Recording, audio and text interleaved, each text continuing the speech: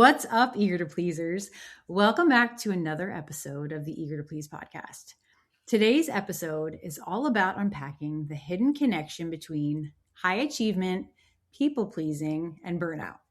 Some of the fundamental pillars of why the Eager to Please podcast was created in the first place. And I'm so excited. Today's guest, Jessica Lattif, founder of Not Working in Tech, who is going to help us explore how corporate culture often rewards self-sacrifice, why so many top performers are conditioned to prioritize everyone else but themselves, and what it takes to finally break the cycle. Jess, thank you so much for joining me. I'm thrilled that you're here. Thank you for having me, Natalie. It's great to be here. Absolutely. But before we dive in, I wanted to give a big shout out to our mutual friends over at Fresh Starts Registry, Olivia and Jenny, for making the introduction. They have been huge supporters of the podcast and the conversations that we're having around people pleasing. So I'm just grateful for them to connect us. Yes. Awesome. Me too. Very, very grateful. Olivia is a huge help for me as well. Awesome. I'm glad to hear that. Yeah. So for our listeners meeting you for the first time, could you give us a little bit of background about yourself and how you got into consulting?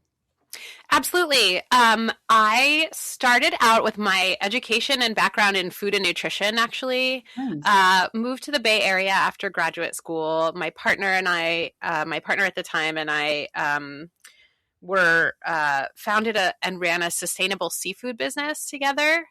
And after about a year, we were breaking even and we realized like one of us needed a full-time job to bring in some money, benefits. And at that time, the tech industry was really growing significantly and they were pulling in a lot of talent from other sectors. Mm-hmm. And I had a number of friends in the San Francisco area who were recommending to me look at jobs in tech. So I did. It seemed like a really stable career pathway and very interesting to me. So I took a 10-week programming course and, learned the basics of full stack programming and the tech jargon that you need to know when you're joining the industry. And then I started looking for jobs in tech. I started out, my first job in tech was as a support representative for a financial technology company that was just a startup at the time. Okay. I was the first U.S. employee there to take maternity leave. And I was older than a lot of the other workers. So that was a really interesting experience, kind of isolating. I moved on to work after that at Facebook as an operations manager. I was there for 5 years before it became Meta. Working in AI training when that was still kind of really under the radar. That was 2016 to 2021. And then in 2021, I moved over to Salesforce as an engineering manager. I had really set a goal for myself to get to engineering management because in technology, it's, not only the most kind of held in the highest esteem, but it's highly paid and there's a lot of flexibility. The job was fully remote. At that time, I was going through a divorce and I just really needed the flexibility of not having to go into an office. Mm-hmm. Did that for a few years and that was it was a difficult work environment. I wasn't trained well. The person that hired me quit 5 days after I started. Oh my. And that was sort of a little preview of how things were going to go in that job. A lot of red flags, like right from the beginning. And I had taken leave and felt burnt out over, time to time in the past. But that job really pushed me to the edge. Mm-hmm. And I found myself in mid-2023 sick, like getting sick over and over, not really being able to recover. And I came back from a sort of short notice work trip that I had to plan for my entire department in the span of about 4 weeks and came back to an unexpected performance plan from a formerly trusted peer that had recently become my manager when my previous manager went on maternity leave. And that was sort of the last straw for me, you know, as a manager and somebody that really cares about people. Those kind of conversations where you're sharing that somebody's performance isn't really up to snuff should never be a shock or a surprise, right? People Right. should already know, hey, there's some issues going on with your job performance. Mm-hmm. And, you know, there was a lot of surprise and betrayal and honestly, just burnout, just straight up so burnt out. And I was really sick. So at that time, I took medical leave to heal from my illnesses and also to try to figure out my burnout and what my next steps were going to be. I took almost a year off of work just to heal. I, you know, told my friends and my family that I was healing from the capitalist patriarchy and needed to figure out my next steps. And at that time, while I wasn't working, I was having a series of conversations with a good friend of mine who you can hear on the first episode of my podcast. And the seeds for not working in tech were born from those conversations where we talked about all of these things that in the corporate technology industry are just not serving people, but also how good it felt to not be working in tech, like especially on leave, you know, keeping your benefits, keeping a portion of your salary. Like we're very lucky in the tech industry and especially in California to have a lot of protections. Mm-hmm. But recognizing that not everybody feels like they have permission to take that time for themselves. And that was really motivating to me.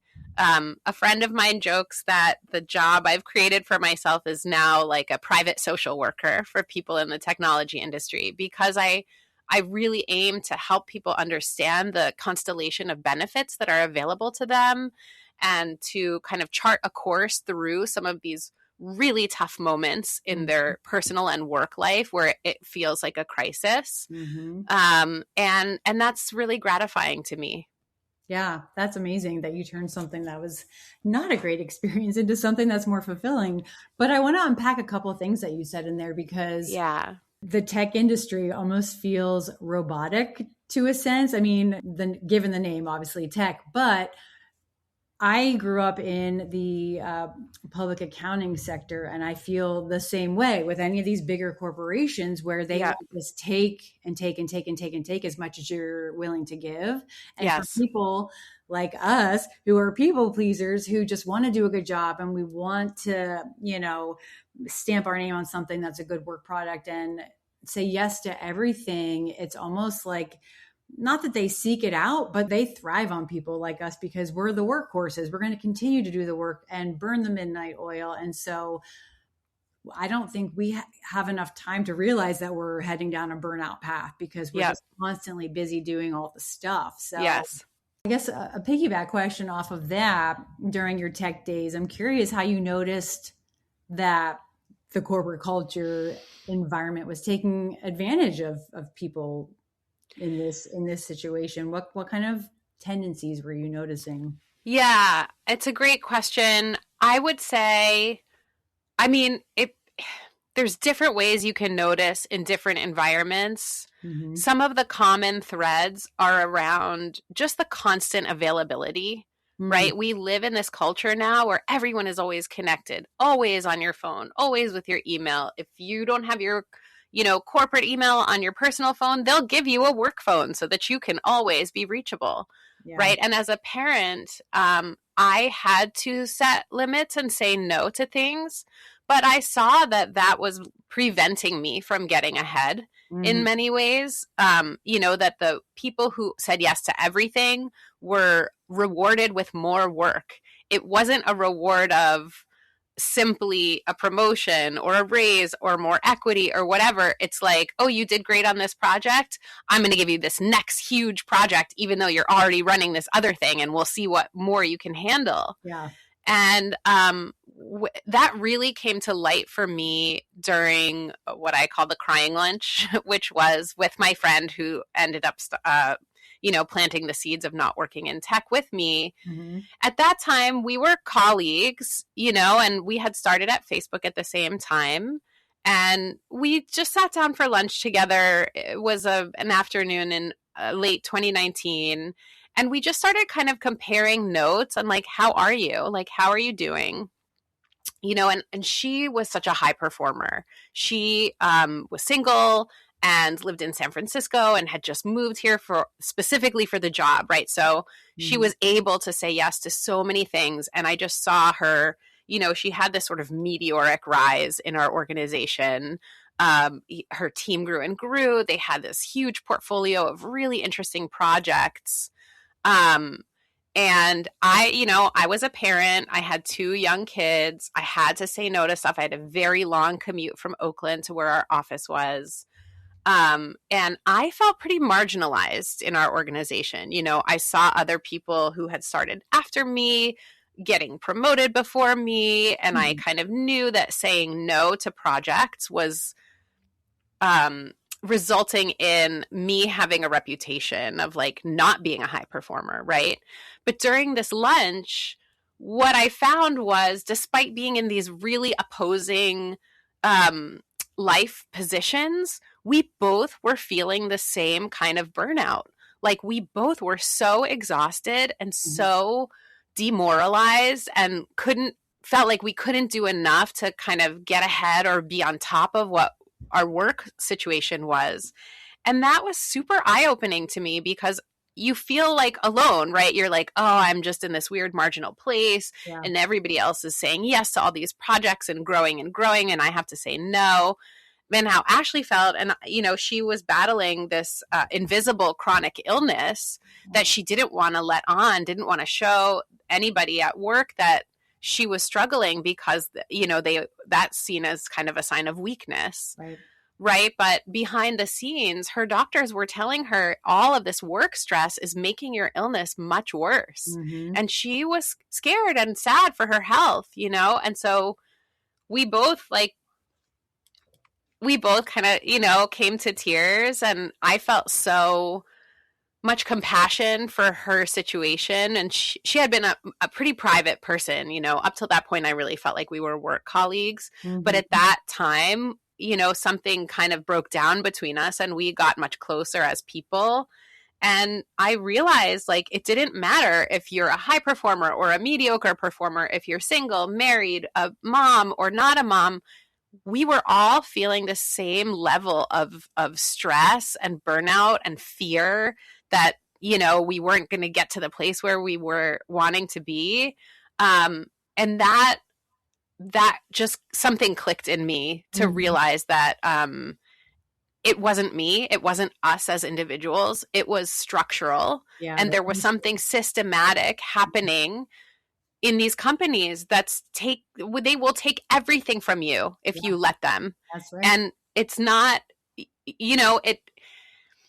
yes, it's up to the individual to set boundaries and say no, but we need better protections for workers, and we have colleagues and coworkers in other countries where they get to clock out at 5 p.m. and their boss can't email them over the weekend, and it's not like those places don't have successful enterprise. It's not that they don't have entrepreneurs, right? Those places have people living fulfilling, meaningful, well-rounded lives because they have a level playing field to a certain extent that we just don't have here. And so for me, that's one of the more overarching goals of not working in tech is to connect those dots around policies, not just for tech workers, but for all corporate and otherwise workers who deserve and need these kinds of protections. That in some cases, in the tech industry, we're very lucky to have. We do have sick pay and PTO and short-term disability. That was the leave that I took when I was so sick and struggling with my mental health. I got to go on short-term disability, and so that's a very powerful tool that people have to take time away, not blow up your finances or whatever, still be able to live your life and pay for the things that you need to pay for, but just take the time away to reconnect with yourself and your humanity and figure out how to survive. Because again, you can't survive like that for that long.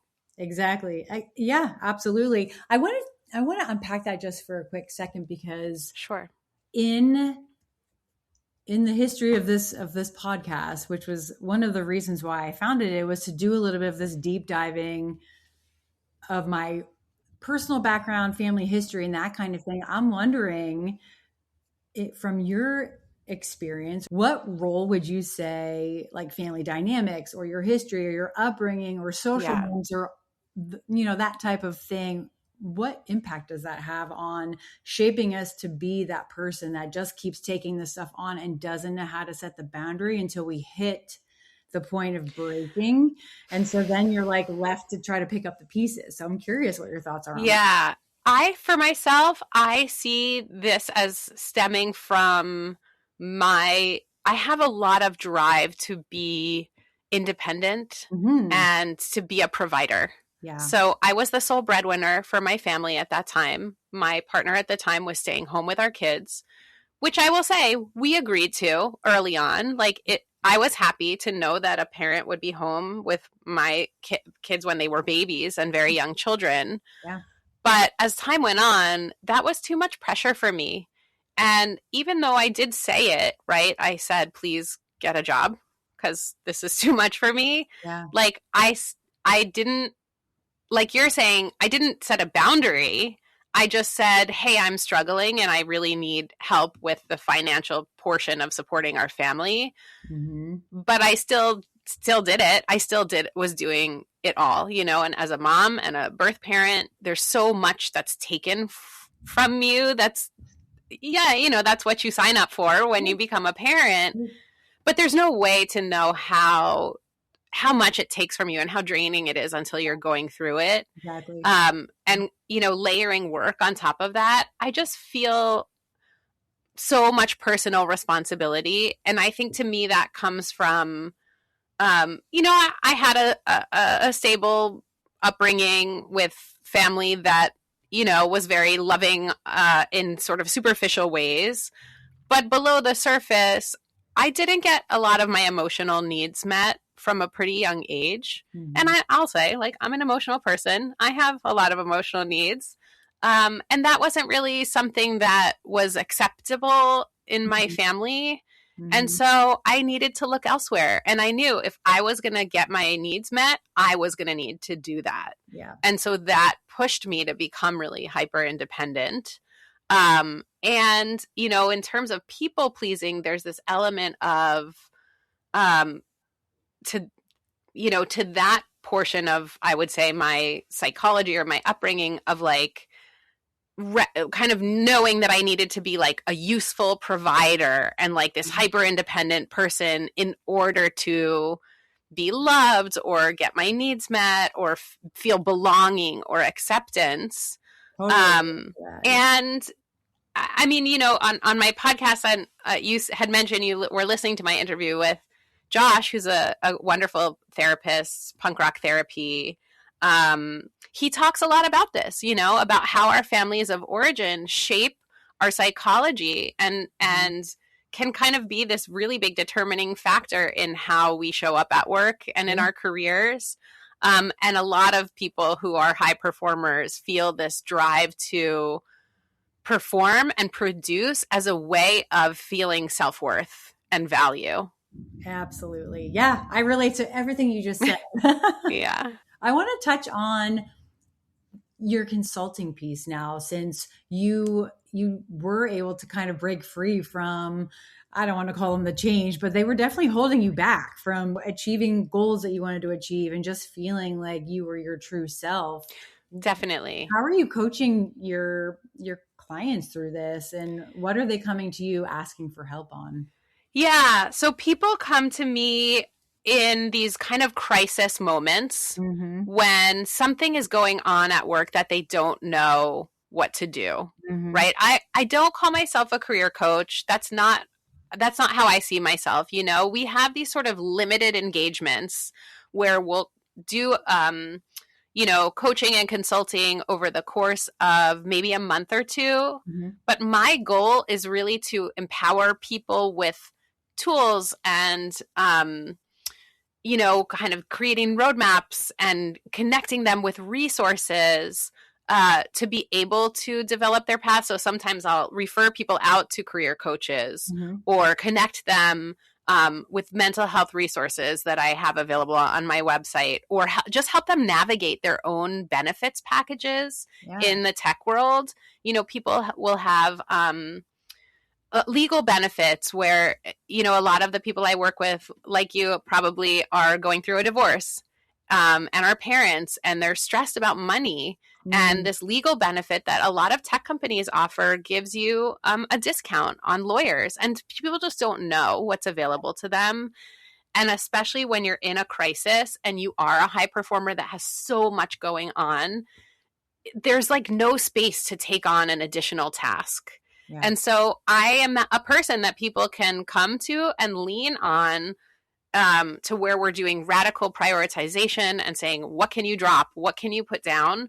But also, let's walk through what you really need in this moment so that I can help connect you with that. Because what you don't need is another task list of 15 emails to send and 3 phone calls to make and the voicemails to leave and the follow-ups, right? Like, that's too much for people when they're in this crisis moment. Yeah.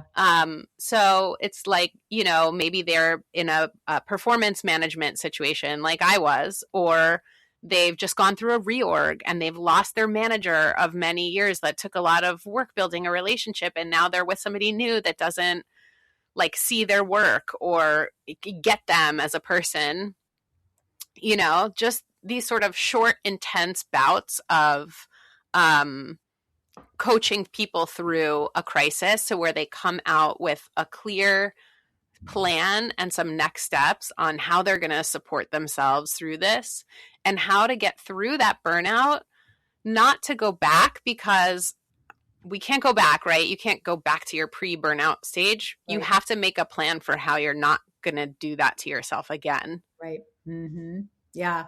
What are some of the things that you suggest people look out for before they get to the stage of burnout? Because it can happen, I don't know, in varying degrees of severity, if that's what you want to call it. Because you're feeling overwhelmed, but then this next thing really pushed me over the edge. Yeah. Well, one of the things that I really like to do with people is to take kind of an inventory of all of the things that they love about themselves and the things that make them feel the most human, and look at where in their lives they're able to connect with that stuff and where they can incorporate it, and where in their lives they've dropped that for themselves, right? Where you're, like you said, you're deprioritizing yourself to the extreme because you do have, we have so many responsibilities, especially as moms, especially as, women at work. We're dealing with an extra kind of added complicated layer of, not just being good at our job, but also kind of having to question, like, do they see me? Am I doing too much? Did that sound bitchy or whatever? Like, there's so much more going on that we forget. Like, maybe it's just connecting with nature, or I really love singing, or getting in the water. Like, for me, that's what I had to do for myself in a time when I was really burnt out. This was pre-2023, but a different moment when I was really experiencing burnout when I was still married. And I kind of did this inventory of like, what are the things that make me that I'm missing right now? And how can I include those in even just in little ways to bring myself the relief of being human again. Yeah. And being able to show up for my kids or myself or my friends or my job with a smile. The other thing I would tell people to look out for is feeling irritable. That's a clear sign that you're overwhelmed, right? When you're irritable, you're snapping at everybody. It's because you're operating from a place of an activated nervous system. Yeah. You're feeling threatened. On a base level, right? There's a threat that's coming at me. So I'm going to be nasty to shut that threat down. But like our friends, our kids, our spouses, they're not trying to be a threat, right? So noticing when we're treating sort of these basic interactions, especially from kids, as a threat and snapping at them or being really irritable. To me, that serves as a like a warning light. Something's going on. Yeah, absolutely. What else would you say would be helpful in order to break the cycle of, I don't want to just call it people pleasing, because I feel like there's a lot more to the burnout cycle than just people pleasing. I feel like it's complicated. It is. It is. There's a lot of different layers in there Absolutely. that contribute to the burnout. But what are some things that you can do to break out of that cycle?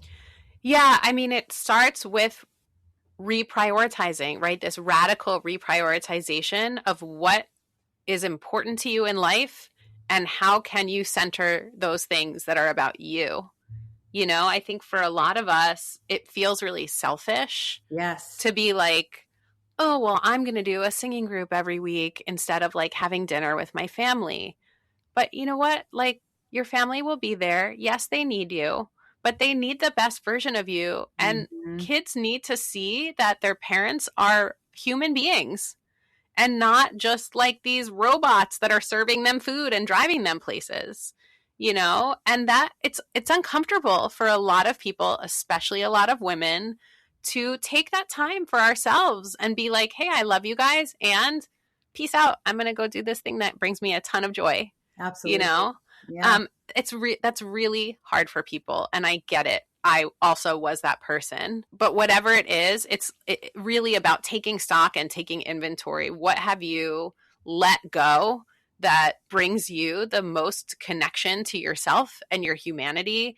And how can you recenter that in your life? What can you say no to? What can you offload to your partner or outsource or ask more of the kids? I mean, our kids, all things considered, it's a stressful life for kids, but they don't do that much. So like, they could do more, right? They could empty the dishwasher, they could sort their laundry, they can clear the table and help with dinner. They need to be doing those things, because otherwise then suddenly you have these very capable, competent teenagers who don't lift a finger. Yes. And that certainly contributes to your own burnout and the feeling of being put upon. Everyone needs something from me. But it's important to examine our role in that and say, where am I over functioning Mhm. and making things too easy for everyone else? Yes. It's not, it's not on us to overperform so that other people can underperform. And that is uncomfortable, to be like, I'm not going to make dinner tonight. And if we all eat cereal, go for it. You pour yourself a bowl of cereal and there's 3 kinds of milk in the fridge. I seriously, Jess, I love everything you just said, because I do that. In fact, I just had this conversation with my mom recently, who said, you need to stop making your 16-year-old breakfast. She's totally capable. Again, because I'm like, why do I feel that I don't want to put her out? Because she asked Yeah. me, oh my gosh, my baby who's 16, like she asked me, and of course I want her to need me still, but it's like, you're so right. She needs to be able to be independent, and she can certainly make her own breakfast. So, oh, Yeah. And I think, it's the tough thing is being able to make the time outside of those moments where you're like, why can't you make your own breakfast? What am I doing? Like, yeah. take the time when you're all calm and you're just relaxing on the weekend to say, hey, I need to have a talk with you. I've been feeling really overwhelmed lately and it's taking a toll on me. And one of the things that could really help with this is if you start taking responsibility for your breakfast. So let's talk now and think about what groceries do you need? What foods do you want to eat? What's easy for you to make in the mornings and quick, so that in the moment it's not going to be up to me. And I really think that's going to help a lot with my grumpy moods in the morning. Cuz kids, they respond well when you bring them along in that journey, Yeah. but it doesn't work to bring them along in the moments when you're like already Needed. freaking out and so stressed. Yes. So true. So true. Okay. Yeah. So, in your experience personally, or in what you're seeing in some of your clients, Yeah. why do we have a hard time setting boundaries and enforcing those with people? I mean, especially with people we love, because of course you want to help the people in your inner circle, but even more so, I feel like people in the outer circles too, because you want to put forward a good face to the world. So Yeah. I mean, this is a very complicated question with so many different facets to the answer. Number one, I would say there's a tremendous drive for humans to feel belonging. yeah. Right? We all need that. It's one of our deepest needs as humans is to feel we belong. Mm-hmm. And part of that is wrapped up in our family systems where we don't, most people, I would say, if your family has demonstrated loving boundaries and made you feel belonging from the very start, like you have a generational wealth that is untouchable by almost any other measure, right? Most people's families, if you're American and your parents are, from generations like boomers or before, or even maybe Gen X, like most people we're not aware of healthy boundaries. And that wasn't really a thing until recently, right? Everybody just sacrificed and sacrificed. Yeah. There's this idea of like the mother as the martyr and gave up her dreams. And that's a very popular trope to the extent that we all kind of have internalized that. Mm-hmm. And whether we choose it or not, those tropes guide our thoughts and our actions. And then on a systematic level, like on a more broader societal level, kids are not taught to set boundaries for themselves, right? Mm-hmm. In fact, in school, you can't say no, right? Like you don't get to say, I don't want to go to gym class today, Right. or I don't like sitting next to this person, right? There's ways in which kids are really trained to like accept a lot of um, situations, environments, tasks that don't feel good to them, that Mm-hmm. would not be their choice, and they just kind of have to grin and bear it or drag their feet and bear it. And I'm not saying that there's not something good to that, but there isn't a balance very much for children, Yep. right? And so we're conditioned at a really young age by our entire society to kind of just accept like life is this thing where like I dread going to school every day and I have fights with these people at school that never leave me alone and my teacher makes me do this annoying assignment, and that just sort of can hang on and be something that leads you and stays with you in your career, right? I noticed a lot of times, especially in my last tech job, I felt so much dread Mm-hmm. about going to work every day. And I just kind of accepted that was normal. And like, that's not okay. Like, you Yeah. shouldn't be feeling like emotionally and physically sick about your job, you know? 100%. Yes. Yes. And then when I left work and I started doing some creative projects here and there, I noticed like I was having a meeting for this little podcast for kids that I was working on as a starter project. And I was kind of dreading it because I just had associated work with dread. And this was Mm-hmm. work, right? And then I went to the meeting and it was so awesome. It was creative and I got to say my preferences and nobody was like, oh, Jess and her crazy identity politics. It was like, oh, cool. Yeah, let's make a character gender neutral, or, like I came out of that and I was like, oh my God, like I don't have to dread work. Mm. And it was kind of a revelation, Yeah. but it shouldn't have to be, right? Like we can love our jobs. But part of that, again, is societal and Mm-hmm. systemic. If we don't have sick pay, you're going to dread work because if I'm sick, I can't say no. I just have to go so I could get paid, right? Some of this stuff is things that we can push for on a broader societal level to change policy and be a better support for boundaries for workers. Yeah, absolutely. I want to talk about your company not working in tech. And so, say I'm a new client of yours, what could I expect from signing on? Yeah.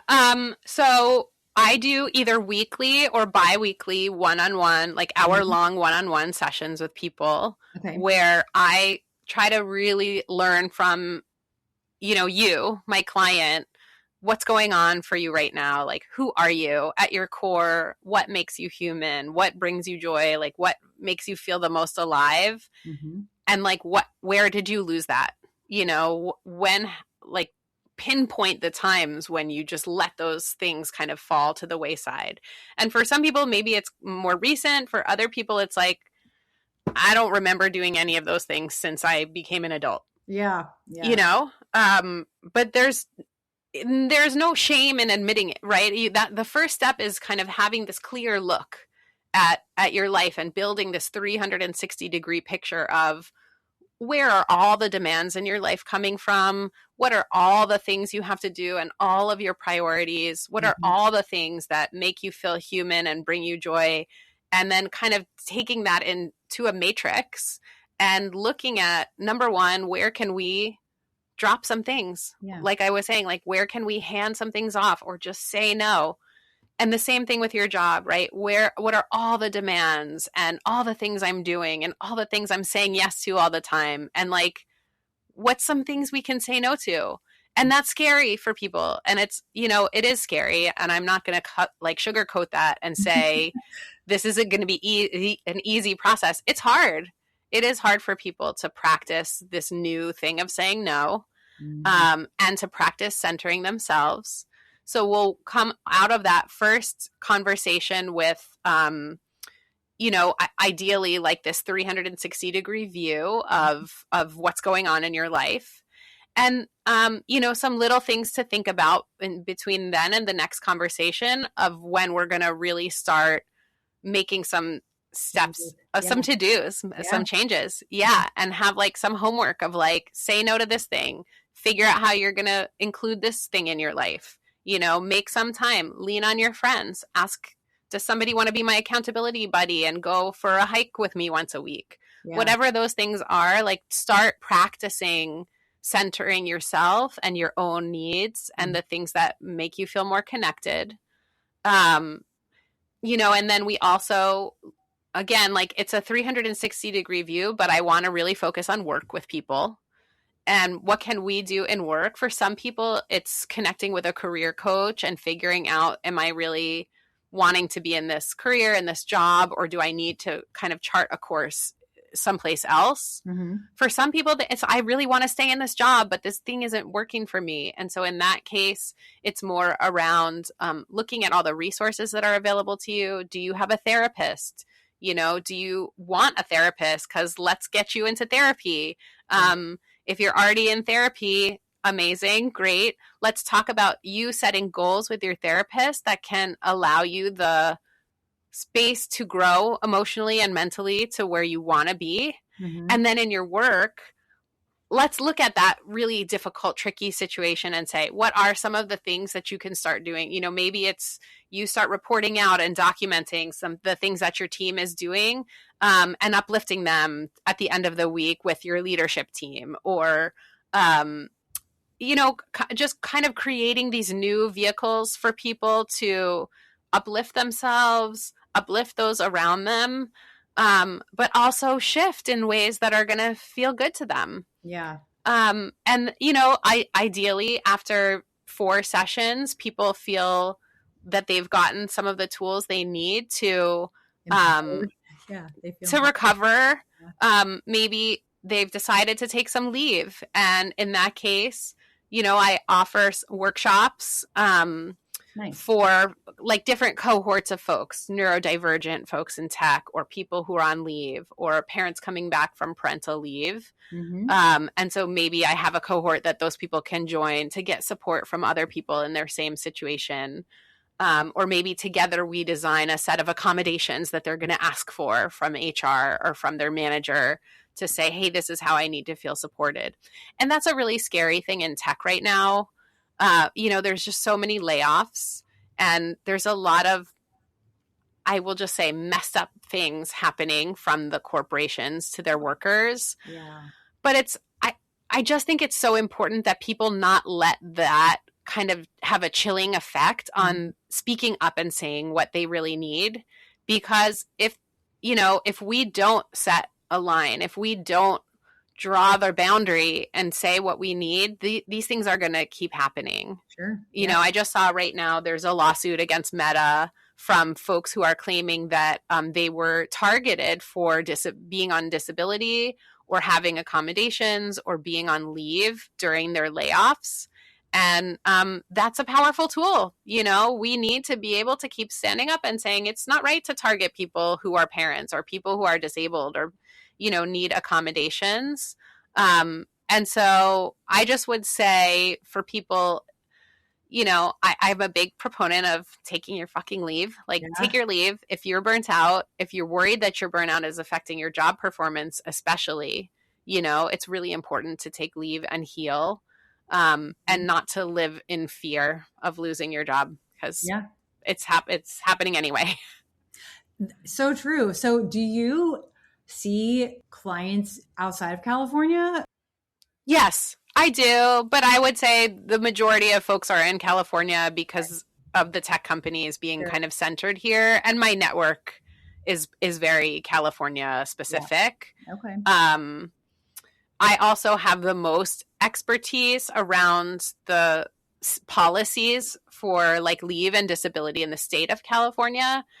But I'm so interested in that stuff. So I get kind of excited about like doing the research and looking into it for people on their behalf, because I know that that's something that they don't have the bandwidth to take it on. Yeah. And like you said, it's scary, especially when you're speaking up for yourself and you're nervous. Like if I say, hey, I feel like I'm being underpaid, or I feel like this is too much for me, they're just going to find the next person who's going to do it for cheaper. It's interesting because I'm not in tech, but I feel like I had a very similar situation when I was getting back into the workforce after taking off for 12 years to raise my kids because I wanted to be at home with them. Yeah. And I almost felt like aged out or like inferior to some of these younger accountants coming into the system because they're fresher and they're more up on their tech skills and they're whatever, AI this and whatever.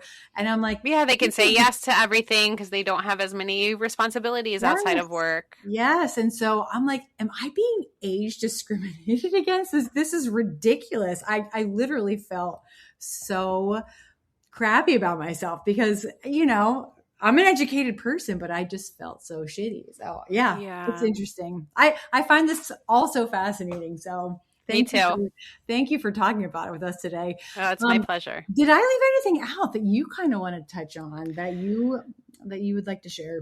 I mean, for me, what brings me the most joy with my clients is finding ways to help people feel better. Yeah. And so one of the things I'm really excited about in the future is designing retreats for people specific to their position, like retreats for moms in tech or retreats for people who are neurodivergent, to really heal from those specific types of burnout and people-pleasing tendencies that arise for particular groups, right? Like for folks who are neurodiverse, they also have a really complicated set of life circumstances that they're trying to navigate. Yeah. And you can feel so worried. Like I have ADHD, I'm raising a son with autism.